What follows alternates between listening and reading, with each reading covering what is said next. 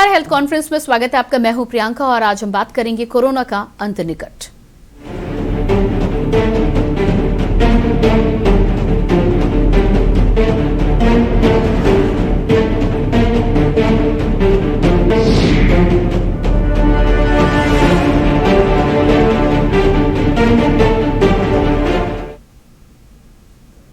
तो कोरोना के अंत को लेकर बातें तमाम उठ रही हैं। हालांकि तीसरी लहर के पीक को लेकर भी तमाम तरह के एक्सपर्ट्स के द्वारा राय सामने आ रही है। माना ये जा रहा है कि जिस तरह से बाहरी देशों में, अमेरिका जैसे देशों में 10 लाख तक के केसेस आ रहे हैं, भारत में जब पीक पर स्थिति आएगी तो 15 से 20 लाख केस या उससे भी अधिक हो सकते हैं। इसको लेकर तमाम तरह की राज्य सरकारों के द्वारा पाबंदियों की बातचीत की जा रही है। नाइट कर्फ्यू लागू होने के साथ ही साथ कड़ाई से कोविड अप्रोप्रिएट बिहेवियर का पालन करने के भी आदेश शासन को दिए गए हैं। देखना यह होगा कि कोरोना की तीसरी लहर की जिस तरह से पीक पर आने की बातचीत की जा रही है, उस लहर को काबू में कर पाने में हम कितना कामयाब हो पाते हैं। और साथ ही साथ लगातार जिस तरह से वैक्सीनेशन को लेकर बढ़ावा दिया जा रहा है, सभी लोगों से अपील की जा रही है कि जल्द से जल्द वैक्सीनेशन के दोनों डोज लगवाएं। भारत ने वैक्सीनेशन को लेकर बहुत ही अच्छा प्रदर्शन किया है, लेकिन उसके बावजूद भी हमारी इतनी आबादी में एक बड़ा परसेंटेज अभी भी ऐसा है जो कहीं ना कहीं वैक्सीनेशन से अभी दूर है। चाहे हम बच्चों की बात करें या अडल्ट की बात करें, वैक्सीनेशन से अभी भी दूर है। इसी को लेकर आज हम बातचीत करेंगे कि कैसे कोरोना का अंत निकट आएगा और उसके लिए क्या कुछ करना चाहिए। लेकिन उससे पहले आपको दिखाते हैं एक रिपोर्ट।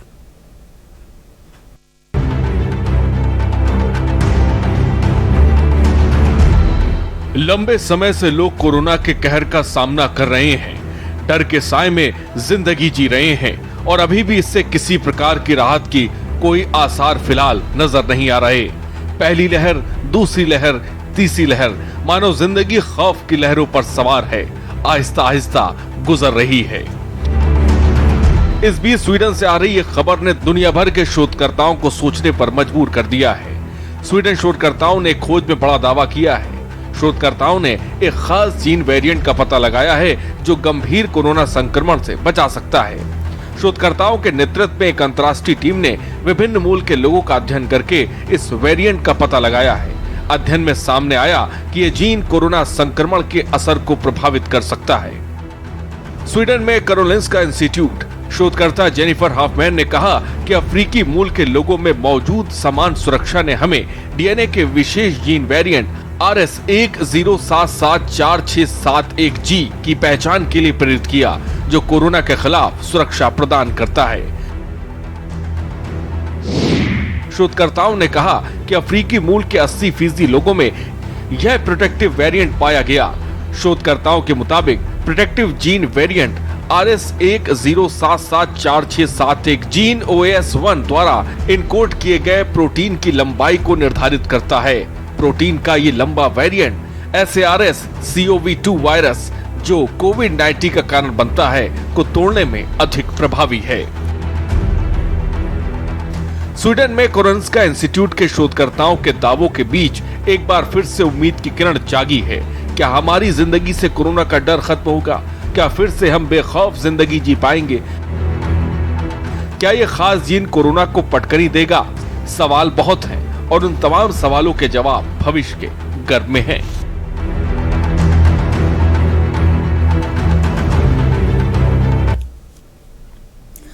तो लगातार जिस तरह से कोरोना के अंत को लेकर तमाम तरह की बातें आ रही थी, ऐसे में इस नए तरह के जीन के सामने आने से, इस बारे में जानकारी आने से कहीं ना कहीं उम्मीद की किरण जरूर जागी है। देखना ये होगा कि क्या ये वाकई हमारी मदद कर पाएगा या इतने लंबे समय से जिस बीमारी को हम सभी मिलकर झेल रहे हैं, क्या उसका अंत निकट है। इसी पर आज हम चर्चा करेंगे।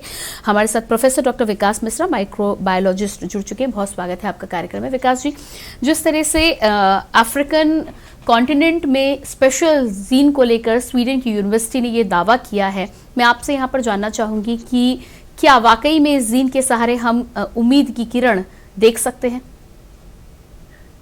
देखिए प्रियंका जी, ये अभी शोध बिल्कुल नया है, बहुत लिमिटेड उसके बारे में जानकारी है। अभी कुछ भी कहना बहुत जल्दीबाजी होगी कि ये हमारे लिए कितनी मदद करेगा। हाँ, एक उम्मीद की किरण तो जरूर नजर आ रही है कि आगे भविष्य में ये हमें पता लग पाएगा कि ये कितनी कारगर होगी या नहीं होगी। जी बिल्कुल। अगला सवाल यहाँ पर यह भी बनता है कि यदि अफ्रीकन लोगों में इस जीन को लेकर जानकारी मिली है, तो फिर कोरोना को लेकर जब इतने सारे संक्रमण हो रहे थे, संक्रमण अफ्रीका में भी पहुंचा था और बड़ी मात्रा में फैला था। यदि ये प्रोटेक्टिव जीन लोगों में था तो क्या ये जल्द ही डेवलप हुआ है या ये पहले से था? यदि पहले से था तो फिर कोरोना का इतना संक्रमण कैसे फैला? जी जी, देखिए प्रियंका जी, ये जो जीन की बात करी जा रही है, ऐसा नहीं है कि ये जीन अभी तुरंत उत्पन्न हुआ है, म्यूटेशन हुआ है। ये जीन बहुत पहले से था और एक स्पेसिफिक ग्रुप ऑफ पॉपुलेशन में ये प्रेजेंट रहता है। तो ये जीन ये तो कन्फर्म कर देता है, ठीक वैसे ही वैक्सीन की तरह, कि आपको सिवियरिटी नहीं होगी इन्फेक्शन की। आपको इन्फेक्शन तो होगा, लेकिन उसमें आपकी न्यूट्रलाइजिंग एंटीबॉडीज बनेंगी और वो वायरस को मारने में सक्षम होंगी। तो ये कुछ ग्रुप ऑफ पॉपुलेशन में पाया गया है और ये कोई नया म्यूटेशन नहीं, ये पहले से मौजूद है। इस पे शोध चल रहा है। मैं फिर से आपसे प्रियंका जी यही कहूंगा कि अभी कुछ भी कहना बहुत जल्दीबाजी होगी, क्योंकि बहुत लिमिटेड डेटा अवेलेबल है। ठीक है डॉक्टर विकास, जिस तरह से आपका कहना है कि ठीक है लिमिटेड डेटा है, लेकिन हम जिस तरह से मान के चल रहे हैं, यदि ऐसी कोई उम्मीद की किरण होगी तो जाहिर सी बात है आगे रिसर्च भी होगा और कोशिश भी की जाएगी कि इसका उपयोग किया जा सके। क्या वाकई में यदि ये हम सभी के लिए कारगर साबित होता है आगे आने वाली रिसर्चेस के बाद में भी, तो क्या इसका उपयोग किया जा सकता है वहाँ के स्पेशल कॉन्टिनेंट के लोगों में? अगर ये पाया जाता है तो इसे किस तरह से तैयार किया जा सकता? क्या कोई नई वैक्सीन तैयार की जाएगी जो तमाम कोरोना के वेरिएंट पर प्रभावी होगी? जी जी, जैसा कि आप बता रही हैं प्रियंका जी, ऑलरेडी बहुत सारे कॉन्टिनेंट्स में, खास करके जिस देश की आप बात कर रही हैं स्वीडन में, वहां पे एक अलग सर्वे शुरू हो गया है और यूके और फ्रांस के साथ मिलके ये लोग एक सुपर वैक्सीन बनाने की कोशिश कर रहे हैं। ऐसी सुपर वैक्सीन जिसमें हमारे अभी तक के जितने वेरिएंट ऑफ कंसर्न आए हैं आपके कोरोना वायरस के, चाहे वो अल्फा हो, चाहे बीटा हो, चाहे डेल्टा हो, और चाहे आपका ये जो अभी आया ओमिक्रॉन, ये हो। इसके साथ साथ H1N1 influenza virus, H1 influenza virus जो होता है वो भी सर्दियों में ही आता है और सेम टाइप की इलनेस करता है जैसे कोरोना करता है। ये रेस्पिरेटरी सिस्टम को प्रभावित करता है। तो उस पे शोध चल रहा है और बहुत जल्दी एक सुपर वैक्सीन बनने की तैयारी चल रही है, जिसपे ये लोग फेज 1 ट्रायल में पहुंच गए हैं। लेकिन अभी भी उसको बनने में थोड़ा सा टाइम लगेगा लगभग। लेकिन उससे ज्यादा जरूरी ये है कि हमें ये मान के चलना है कि कोरोना वायरस हमारे बीच में आ गया है और ये अभी बहुत दिनों तक रहेगा। ऐसा नहीं है कि ये तुरंत चला जाएगा। हो सकता है ये पैंडेमिक का रूप ना लेके एक एंडेमिक का रूप ले ले, जैसा कि आप देख रहे हैं कि तीसरी लहर में संक्रमण तो बहुत ज्यादा हो रहा है, लेकिन इतनी सीवियरिटी नहीं है, उतना हॉस्पिटलाइजेशन अभी तक नहीं हुआ है। और लगभग मुंबई और अगर आप दिल्ली की बात करें, कैलकाटा की बात करें, तो वहां पे पीक ऑलरेडी आ चुका है और पीक के बाद केसेस लगभग कुछ हद तक घटना भी शुरू हो गए। हालांकि वो भी कहना जल्दीबाजी होगी, लेकिन आप ये मान के चले कि अभी कोरोना हमारे बीच में है और जब तक कि ये वैक्सीनेशन ही कारगर होगा, जब तक वैक्सीनेशन पूरा वर्ल्ड वैक्सीनेट नहीं हो जाता है, तब तक ये तरह तरह के म्यूटेंट्स आते रहेंगे। जी बिल्कुल डॉक्टर विकास, 2 साल से अधिक का समय हो चुका है, जनवरी का महीना भी कुछ ही दिनों में खत्म हो जाएगा। लंबे समय से हम सभी इंतजार कर रहे हैं। पैंडेमिक की तो बात बहुत हो गई है, एंडेमिक के लिए कितना इंतजार करना होगा? जी देखिए, अभी तक जितना शोध हुआ है उसमें यही पता लग रहा है कि देखिए सबसे पहली लहर जो आई थी वो अल्फा वेरिएंट की थी, वो बहुत डोमिनेंट स्ट्रेन था। उसके बाद उससे खतरनाक स्ट्रेन आया बीटा, जो कि साउथ अफ्रीका में बहुत ज्यादा था, गामा था, फिर उसके बाद डेल्टा है जो कि सबसे खतरनाक था और हमारे भारत में ही उत्पन्न हुआ था। अगर आप ध्यान दें तो उस समय हमारे वैक्सीन का लेवल बहुत लो था। वैक्सीनेशन हमारे यहाँ लगभग शुरुआत ही हुई थी उसकी वैक्सीनेशन की, इसलिए ये किसी इम्यूनो कॉम्प्रोमाइज पेशेंट में वायरस म्यूटेट होकर डेल्टा वेरिएंट बना। लेकिन इसके बाद से जितने भी कप्पा, जीटा, म्यू, ओमिक्रॉन, जितने भी वेरिएंट्स आए उनमें ये तो पाया गया है कि ये संक्रामक होते हैं, लेकिन हॉस्पिटलाइजेशन नहीं हो रहा है और हमारे लगभग तादाद भी वैक्सीनेशन की बढ़ती जा रही है, न केवल हमारे भारत में बल्कि और कंट्रीज में। जरूरी ये है कि जो पुअर वर्ल्ड कंट्रीज हैं, जैसा कि हमारे प्रधानमंत्री मोदी जी ने शुरुआत में शुरू किया था, गरीब देशों को वैक्सीन देना था, वैक्सीन दिया था, तो वो बहुत जरूरी है कि गरीब देशों की जनता तक भी वैक्सीन पहुंचे, क्योंकि कोरोना देश नहीं देखेगा। वो अफ्रीका में जैसे ओमिक्रॉन पनपा है, वो किसी और गरीब देश में जहां वैक्सीनेशन कम होगा वहां वो पनपेगा, म्यूटेट करेगा। और ये तो हम लकी थे कि हमारे पास अभी ओमिक्रॉन वेरिएंट आया है। अगर कोई और सीवियर वेरिएंट होता तो स्थिति बिल्कुल अलग होती। जी जी बिल्कुल। वेरिएंट्स की जब हम बातचीत कर रहे हैं तो जिन 2-3 वेरिएंट के नाम आपने लिए, ये यकीनन पहले वेरिएंट से ज़रूर कमज़ोर है, तो क्या अब हम ये मान लें कि धीरे धीरे वायरस कमज़ोर हो रहा है, या फिर म्यूटेशन के बाद एक बार फिर से अल्फा वेरिएंट की तरह ही कोई दूसरा वेरिएंट आ सकता है जो तबाही मचाए?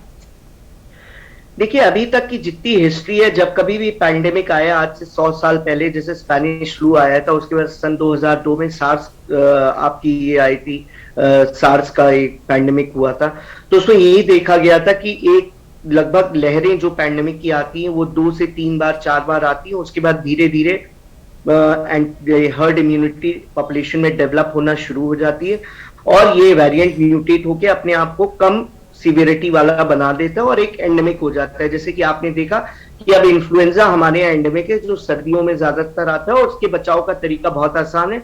जो हाई रिस्क ग्रुप है उनको वैक्सीनेशन अगस्त में दे दिया जाता है। वैक्सीनेशन इंश्योर करता है कि अगर उन्हें इन्फ्लुएंजा से इन्फेक्शन होता भी है तो वो सीवियर नहीं होंगे, हॉस्पिटलाइज नहीं होंगे। इसी प्रकार से कोरोना भी उम्मीद करी जा रही है कि ये लास्ट वेरिएंट हो और इसके बाद स्प्रिंग के बाद, समर्स के बाद हमारा ये जो कोरोना वायरस है ये एंडेमिक हो जाए। लेकिन फिर मैं यही कहूंगा, सबसे जरूरी ये चीज है कि वायरस तभी पनपेगा, ये जितने भी वेरिएंट्स म्यूटेट होके पनपे, ये लो परसेंटेज ऑफ वैक्सीनेशन के कारण पनपे। तो हमारे भारत में तो हम सेकेंड डोज 70% तक क्रॉस कर चुके हैं कि एडल्ट पॉपुलेशन 70% तक वैक्सीनेटेड होगी। हमारे यहाँ म्यूटेशन हो ऐसी संभावना बहुत कम है, लेकिन अन्य कई गरीब देश हैं जहां पे अभी 40% से भी कम है वैक्सीनेशन, और कुछ डेवलप कंट्रीज हैं जहां पे 4th बूस्टर डोज की बात हो रही है, जैसे कि आप इजराइल का एग्जांपल ले लें। तो एक WHO को आगे आके एक बैलेंस बनाना पड़ेगा और जितनी भी पुअर वर्ल्ड कंट्रीज है वहां पे इंश्योर करना पड़ेगा कि हर पॉपुलेशन को वैक्सीनेशन पहुंचे, और जब तक पूरे वर्ल्ड की एक हर्ड इम्यूनिटी नहीं डेवलप हो जाती तब तक ये म्यूटेशन होता रहेगा। लेकिन उम्मीद करी जाएगी, क्योंकि ये अभी लगातार 3-4 वेरिएंट जो आए वो स्ट्रांग नहीं थे, उनकी सीवियरिटी नहीं थी, हाई संक्रामकता ज्यादा थी, तो ऐसा उम्मीद कर रहे हैं कि ये एंडेमिक हो जाएगा इस बार। जी बिल्कुल। इसके अलावा यदि हम वैक्सीनेशन की बात करें तो इंडिया में 40% तक जिस तरह से बच्चों की पॉपुलेशन है, और उसको लेकर अब 12 से 15 साल के बच्चों के लिए भी मार्च से माना जा रहा है कि वैक्सीनेशन की बहुत ही जल्द शुरुआत कर दी जाएगी। क्या आपको लगता है कि 12 से 15 साल की शुरुआत करने के बाद अब बहुत ही जल्द उससे भी छोटे ग्रुप के बच्चों की शुरुआत कर देनी चाहिए, क्योंकि उसके बाद उनके लिए खतरा और ज्यादा बढ़ जाएगा? बिल्कुल प्रियंका जी, आपका सवाल सही है, लेकिन मैं आपको अभी याद दिलाना चाहूंगा कि 4 दिन पहले आपने मुझसे इंटरव्यू लिया था, आपने पूछा था क्या ये संभव है कि वैक्सीनेशन हो पाएगा। तो आज देखिए हमारे 54% जो 18 साल की उम्र से 15 साल के 54% बच्चे ऑलरेडी वैक्सीनेटेड हो गए। तो हमारा जो सिस्टम है वो बहुत ही मजबूत सिस्टम है हमारी कंट्री का वैक्सीनेशन के मामले में, और बहुत ही जल्द 12 साल का शुरू होगा। उसके बाद कोवैक्सीन जो हमारे पास होल वायरस वैक्सीन है वो अभी तक शोध में आया है कि वो 2 साल के बच्चों तक बहुत सेफ है, तो उसके लिए भी शुरुआत बहुत जल्दी हो जाएगी। ये हमेशा फेजिक होता है, एक साथ नहीं करते। पहले एडल्ट पॉपुलेशन को किया, फिर 15 से 18, उसके बाद 12 से 17, और उसके बाद बहुत जल्दी ये 2 साल की उम्र तक का भी शुरू हो जाएगा। हाँ, ये बिल्कुल सेफ है। जी बिल्कुल। डॉक्टर विकास, यदि हम बाहर की कंट्री से खासतौर से अमेरिका की बात करें तो अमेरिका में तो दोनों डोजेस लगने के बाद बूस्टर डोज भी लग चुका था, लेकिन उसके बावजूद भी ओमिक्रॉन को लेकर जिस तरह से केसेस आ रहे हैं, केसेस की संख्या कहीं ना कहीं यदि हम देखें तो डराने वाली है। हम ज़रूर वैक्सीनेशन को लेकर बहुत अच्छा काम किया जा रहा है, लेकिन उसके बावजूद भी कहीं ना कहीं क्या डरने की ज़रूरत है अभी भी हमें? मैडम देखिए प्रियंका जी, डरने की जरूरत नहीं है, सावधान रहने की जरूरत है, सचेत रहने की जरूरत है। आप अगर इसी को शोध को और ध्यान से देखें तो अमेरिका में जो नंबर ऑफ केसेस बढ़ रहे हैं उसमें ज्यादातर केसेस आप देखिए 50% तक वो केसेस हैं जिन्होंने वैक्सीनेशन अभी तक नहीं लिया। वहां पे भी उनके अपने सोशल टैबूज हैं, वो विरोध कर रहे हैं वैक्सीनेशन का। ऐसे ही कुछ यूरोपियन कंट्रीज में भी है कि वो वैक्सीनेशन लेने को जनता तैयार नहीं है। तो ये सबको समझना होगा कि कोरोना से बचने का एकमात्र उपाय वैक्सीनेशन है, तो अपने ज्यादा से ज्यादा लोग इसको अपना वैक्सीनेट करवाएं, अपनी पूरी डोजेज लें। हाँ प्रियंका जी, वैक्सीनेशन जो है वो हमें ये इंश्योर करता है कि हमारी सीवियरिटी नहीं होगी डिजीज की। इन्फेक्शन जरूर होगा लेकिन सीवियरिटी नहीं होगी, हम हॉस्पिटलाइज नहीं होंगे, हमें वेंटिलेटर की जरूरत नहीं पड़ेगी, मृत्यु दर बहुत कम हो जाएगी। तो वैक्सीनेशन हमेशा सीवियरिटी को कम करता है, इन्फेक्शन को नहीं वो करता है। इन्फेक्शन तो होता रहता है। जी बिल्कुल। लगातार लंबे समय से दर्शकों के भी जिस तरह से सवाल आते हैं, यहाँ पर भी हेजिटेंसी बहुत ज़्यादा है वैक्सीनेशन को लेकर। और अभी तक ऐसे बहुत सारे हमारे पास कॉलर्स भी आते हैं जो अभी भी ये बात पूछते हैं कि क्या वैक्सीनेशन लगवा लेनी चाहिए, क्या हम लगवा सकते हैं। तो जिन लोगों में हेजिटेंसी बनी हुई है उनको लेकर क्या लगता है आपको, किस तरह के कदम उठाए जाने चाहिए कि उन्हें भी कन्विंस किया जा सके? देखिए प्रियंका जी, इसमें तो जो आपकी गवर्नमेंट है वो बहुत तेजी से प्रयास कर रही है, लेकिन मैं उनको सुझाव ये देना चाहूंगा, जो सोशल लीडर्स हैं, जो सामाजिक लीडर्स हैं, अगर आप धर्म की बात करें तो जो हमारे धर्म गुरु हैं, जो उस पॉपुलेशन में इंपॉर्टेंट पर्संस हैं, जैसे गांव में, पंचायत में आपकी ग्राम प्रधान वगैरह हैं, आपके पंडित हैं, पुजारी हैं,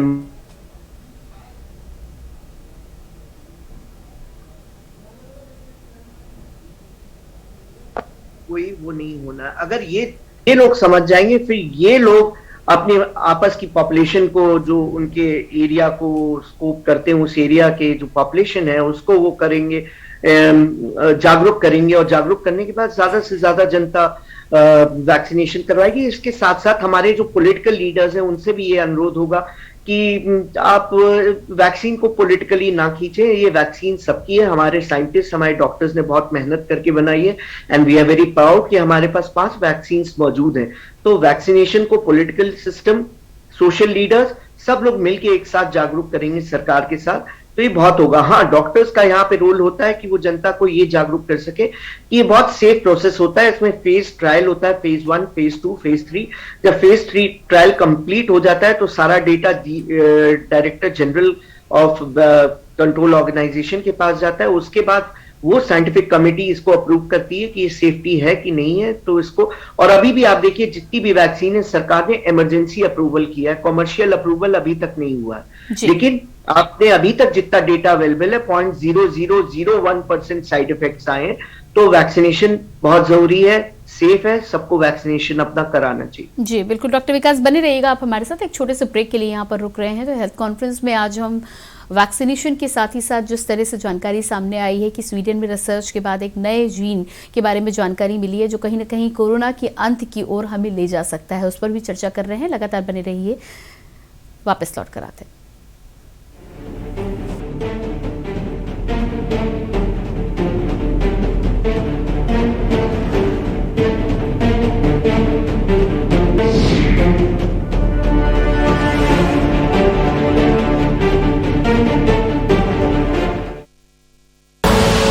आप देख रहे हैं के न्यूज, खबरों का सारथी।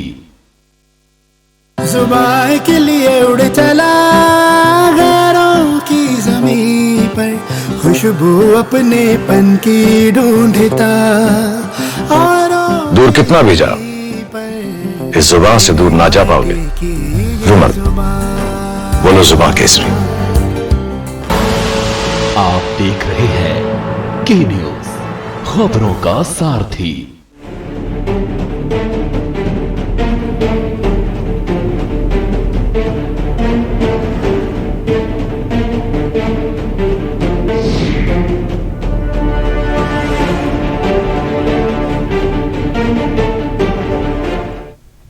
ब्रेक के बाद एक बार फिर आपका स्वागत है हेल्थ कॉन्फ्रेंस में। आज हम बात कर रहे हैं कोरोना का अंत निकट। हमारे साथ लगातार प्रोफेसर डॉक्टर विकास मिश्रा, माइक्रोबायोलॉजिस्ट, जुड़े हुए हैं। जी डॉक्टर विकास, लगातार जिस तरह से कोरोना के पीक को लेकर बातचीत चल रही थी, जनवरी के महीने में इसकी बातचीत की जा रही थी, क्या आपको लगता है कि भारत में अभी कुछ राज्यों में पीक की स्थिति बन चुकी है? जी बिल्कुल प्रियंका जी, देखिए, जहां पहले आई थी डिजीज वहां पे पहले पीक आता है, जहां पे बाद में आती बीमारी वहां पे बाद में आता है। अगर आप बहुत तरीके से अगर आप इसको समझना चाहें तो देखें, सबसे पहले हमारे जो इंटरनेशनल जहां पे रूट फ्लाइट्स होती हैं, जैसे कि मुंबई हो गया, दिल्ली हो गया, कलकत्ता हो गया, मिक्स पॉपुलेशन वहां पे लैंड करती है, पॉपुलेशन वहां पे आई, वहां पे ये वेव शुरू हो गई थी। अगर हम साउथ अफ्रीका की बात करें तो लगभग 60 से 80 दिन तक वहां पे ये इसका कोर्स चला था, और ये एक फ्लैश फ्लड की तरह एकदम से आया, बहुत जल्दी पीक आया, पीक आने के बाद एकदम से केस फॉल होना शुरू हो गया। ऐसे ही डेटा हमारा मुंबई और दिल्ली का और कलकत्ता का दिखा रहा है कि केसेस एकदम से बढ़े और अब एकदम से ड्रॉप होना शुरू हो रहा है। अब ये जब पॉपुलेशन माइग्रेट करती छोटे शहरों की तरफ, खास करके बात करें आप कानपुर, लखनऊ, गाजियाबाद, पटना इत्यादि की, तो वहां पे ये डिजीज बाद में आई है, तो इसका पीक बाद में आएगा। तो जैसा कि मैंने आपको बताया कि मुंबई वगैरह का पीक आपका लगभग 15 से 16 तारीख को आ चुका है। अब हमारे यहाँ ये नेक्स्ट हफ्ता सबसे इंपॉर्टेंट है, पीक आएगा, फिर इमीडिएटली केस ड्रॉप होना शुरू हो जाएंगे और उम्मीद करते हैं कि बाय एंड ऑफ फरवरी ये समाप्त हो जाएगी। जी बिल्कुल, बाय एंड ऑफ फरवरी आप इस बारे में जानकारी दे रहे हैं। चुनाव की यदि हम बात करें तो फरवरी का महीना ही है जिसमें चुनाव भी होने हैं और पीक को लेकर भी लगातार यही टाइम निर्धारित किया जा रहा है। क्या आपको लगता है कि कैसे हम बचाव कर पाएंगे? चुनाव जिस तरह से गाइडलाइंस का तो पूरा ध्यान रखा जा रहा है, लेकिन क्या कहीं ना कहीं यहाँ पर सतर्कता और सावधानी और बरतने की आवश्यकता है?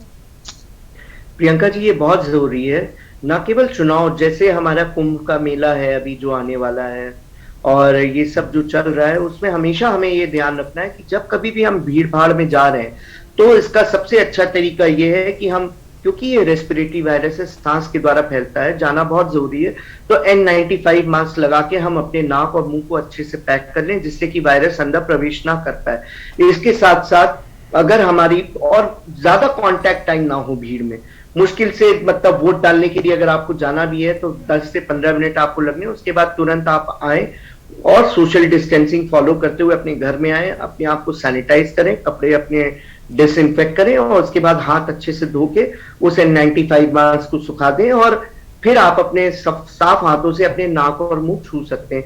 तो अल्टीमेटली ये एप्रोप्रिएट कोविड बिहेवियर ही हमारे काम आता है जो हमें इस बीमारी से बचाएगा, जैसे कि बहुत जरूरी होने पर ही बाहर निकलना, भीड़ में ना जाना, अगर भीड़ में जा रहे हैं तो N95 मास्क या ट्रिपल लेयर सर्जिकल मास्क का प्रयोग करना, इसके साथ साथ अपने हाथ को सैनिटाइज करना, ये सब चीजें हमें फॉलो करनी पड़ेगी आगे भी चल के, क्योंकि हो सकता है आगे हमारे कोई और वायरसेस इन्फेक्शन आए। तो ये सिविक सेंस, सोशल एटिकेट्स होते हैं जो विदेशों में अक्सर फॉलो किए जाते हैं, तो हमको भी अब इससे वो करना पड़ेगा। जी बिल्कुल डॉक्टर विकास, जिस तरह से 2 सालों से कोविड को लेकर तमाम रिसर्च चल रहे हैं, तमाम तरह के इस पर अभी तक शोध हो चुके हैं, मैं ये जानना चाहूंगी, पहले ये माना जा रहा था कि टेम्परेचर का इस पर फर्क पड़ता है, लेकिन वो भी कुछ ज्यादा पुख्ता तौर पर बात निकलकर सामने नहीं आई। अब 2 सालों के बाद क्या लगता है आपका कि बाहरी एटमॉस्फेरिक वेदर की यदि हम बात करें या आउटसाइड एटमॉस्फेयर की बात करें तो क्या कोरोना पर इसका जरा भी कुछ प्रभाव पड़ता है? म्यूटेशन को लेकर क्या कुछ असर पड़ता है? जी जी, देखिए, म्यूटेशन वहां पे होगा जहां पे पॉपुलेशन डेंसिटी बहुत ज्यादा है, जहां पे ऐसे व्यक्ति हैं जो कि इम्यूनो कॉम्प्रोमाइज है, यानी उनकी प्रतिरोधक क्षमता कम है और उसके साथ साथ उन्होंने उसका कोई बचाव नहीं किया, यानी वैक्सीनेशन भी नहीं दिया। तो खास करके अगर आप ओमिक्रॉन को ही देख लें तो ओमिक्रॉन जो वायरस था वो एक HIV पॉजिटिव पेशेंट में साउथ अफ्रीका में पनपा था जो कि इम्यूनो कॉम्प्रोमाइज था। अनफॉर्चुनेटली वो वैक्सीनेटेड भी नहीं था, तो म्यूटेशन वहां से शुरू होता है। रही बात टेम्परेचर और ह्यूमिडिटी की, हाँ बिल्कुल, अगर आप सूक्ष्म जीवों की बात करें तो ज्यादा टेम्परेचर जो होता है वो इनको उनकी जो तीव्रता है, उनकी जो सिवियरिटी, उनका जो मल्टीप्लिकेशन है उसको कम करता है, ड्राइनेस जो होती है वो कम करती है। लेकिन उसके साथ साथ ये अपने आप को जिस तरीके से म्यूटेट करके वायरसेस और बैक्टीरिया अडेप्ट कर लेते हैं ऐसे एनवायरनमेंट को, वो भी बहुत कुछ वो करता है। अब आप जैसे बात करें तो अगर ये वायरस एंडेमिक हो जाएगा, ये रेस्पिरेटरी वायरस, आपने ध्यान से, अगर आप ध्यान पूर्वक सोचें या देखें तो बेसिकली नजला, जुकाम, खांसी या इन्फ्लुएंजा या और तरह की रेस्पिरेटरी डिजीजेस ज्यादा से ज्यादा सर्दियों वाले सीजन में होती है जब मौसम में बदलाव होता है। इसी प्रकार से जब ये एंडेमिक होगा तो ये भी अक्टूबर से लेके मार्च के बीच में आया करेगा, जैसे कि अन्य रेस्पिरेटरी वायरसेस आते हैं। जी बिल्कुल। अगला सवाल मेरा ये भी है कि वैक्सीनेशन को लेकर तो तमाम रिसर्च चल रहे हैं, जिस तरह का ये वायरस है और जिस तरह की इसकी प्रकृति है, क्या हम इस बात को लेकर आगे के समय में आश्वस्त हो सकते हैं कि कभी इसको लेकर कोई इसकी मेडिसिन आ पाएगी, एंटी कोरोना मेडिसिन टाइप की, जो वायरस पर काम कर सके? निश्चित रूप से आ जाएगी। देखिए, पहले का अगर आप देखें तो वैक्सीन, अब हमारी साइंस और टेक्नोलॉजी कितनी आगे बढ़ रही है। पहले की अगर आप बात करें, पोलियो की वैक्सीन, डिप्थीरिया की वैक्सीन और अन्य संक्रामक बीमारियों की वैक्सीन, उसमें सालों लग जाते थे, 5 से 10 साल लगते थे। लेकिन अभी आप देखिए 2 साल में हमारे पास कितनी सारी वैक्सीन अवेलेबल हो गई, कितने सारे ट्रीटमेंट, एंटीबॉडी कॉकटेल्स वगैरह हमारे पास अभी अवेलेबल होगी। हालांकि वो उतनी प्रभावी नहीं है, लेकिन शोध चल रहा है और बहुत जल्दी हमारे पास एक कारगर इलाज इसके लिए अवश्य होगा। रही बात, आप देखें, अगर इन्फ्लुएंजा वायरस भी आया था तो शुरू में 1-2 साल हमें नहीं पता लगा था, लेकिन उसके बाद टैमीफ्लू नाम की दवा, जिसका केमिकल कॉम्बिनेशन ओसेल्टामिविर कहा जाता है, उसके प्रयोग से इसने बिल्कुल स्वाइन फ्लू को लगभग खत्म कर दिया था, या अर्ली स्टेज पे दिया जाए तो ये बिल्कुल मरीज को ठीक कर देता है। उसी प्रकार से आगे भी कोरोना के लिए जो दवा आएगी वो बहुत प्रभावी होगी। हमारे साइंटिस्ट बहुत ही ज्यादा उसके लिए लगे हुए हैं और बहुत जल्दी हमारे पास इफेक्टिव एक सुपर वैक्सीन और एक इफेक्टिव ट्रीटमेंट कोरोना के लिए भी होगा। जी बिल्कुल, और इसी के साथ हमें इशारा भी मिल चुका है। डॉक्टर विकास, आपने अपना महत्वपूर्ण समय दिया, जानकारी हमारे दर्शकों तक साझा की, उसके लिए आपका बहुत बहुत धन्यवाद। तो लगातार कोरोना को लेकर हम यहाँ पर चर्चा करते हैं। हेल्थ कॉन्फ्रेंस में एक बार फिर से कोरोना के अंत निकट को लेकर बातचीत जारी थी। जिस तरह से स्वीडन की यूनिवर्सिटी की रिसर्च आने के बाद कहीं ना कहीं उम्मीद की किरण जरूर जागी है। आगे जिस तरह से रिसर्च बढ़ेगा, इस बारे में जानकारी भी और बढ़ेगी, और देखना ही होगा कि यदि कहीं ना कहीं रिसर्च कारगर होता है तो जिस कोरोना के अंत की हम बातचीत कर रहे हैं उसको लेकर यदि आगे काम हो सके तो कहीं ना कहीं ये हम सब के लिए एक अच्छी खबर हो सकती है। फिलहाल हेल्थ कॉन्फ्रेंस में इतना ही। जब तक नई दवाइयाँ या नए जीन डेवलप नहीं होते तब तक कोरोना से बचाव के लिए आप कोरोना अप्रोप्रिएट बिहेवियर का पालन करते रहिए और लगातार मास्क का प्रयोग करते रहिए। बाकी खबरों के लिए लगातार देखते रहिए के न्यूज़ इंडिया। मुझे दीजिए इजाजत, नमस्कार।